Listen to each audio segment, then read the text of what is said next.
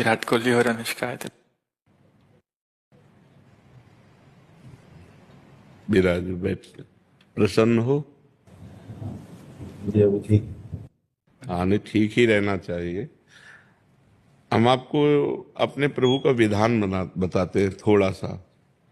जब प्रभु किसी पर कृपा करते हैं, ये वैभव मिलना कृपा नहीं है, ये पुण्य है।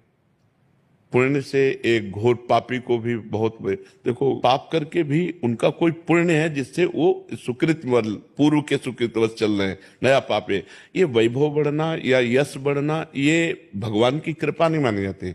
भगवान की कृपा मानी जाती है अंदर का चिंतन बदलना। बिना प्रतिकूलता के संसार का राग नष्ट नहीं होता।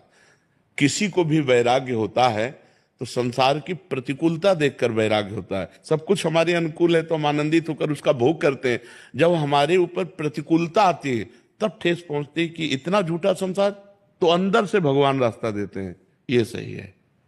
भगवान बिना प्रतिकूलता के इस संसार को छुड़ाने का कोई भी औषधि नहीं रखी।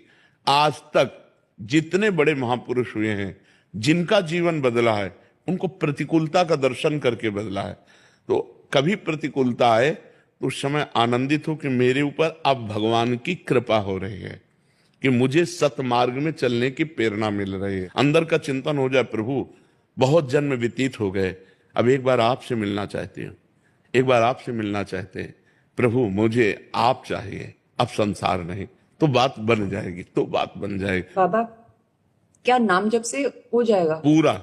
ये हम अपने जीवन का अनुभव बताते हैं। पहले हम सन्यासी रहे 20 वर्ष सन्यासी रहे काशी विश्वनाथ जी। तो हम सांख्य योग, अष्टांग योग, जो अष्टांग योग है ना, अष्टांग योग, कर्म योग, इन तीनों को अच्छी प्रकार जान करके और फिर भक्ति योग में आए हैं। मतलब आप ये समझो कि हमारी इतनी तार्किक बुद्धि रही, हमारी श्रद्धालु बुद्धि नहीं रही। सन्यासी की जो बुद्धि होती है वो तर्क प्रधान होती, कसौटी पर कसने पर। तो हम केवल भावुकता में राधा राधा का प्रचार नहीं कह रहे कि हमने सुना और ऐसे ग्रंथों में पढ़ा, ऐसे कह रहे, स्वयं स्वाद लेके कह रहे और विश्वास के साथ कह रहे कि यदि आप राधा राधा जपते हो तो इसी जन्म में भगवत प्राप्ति हो जाएगी।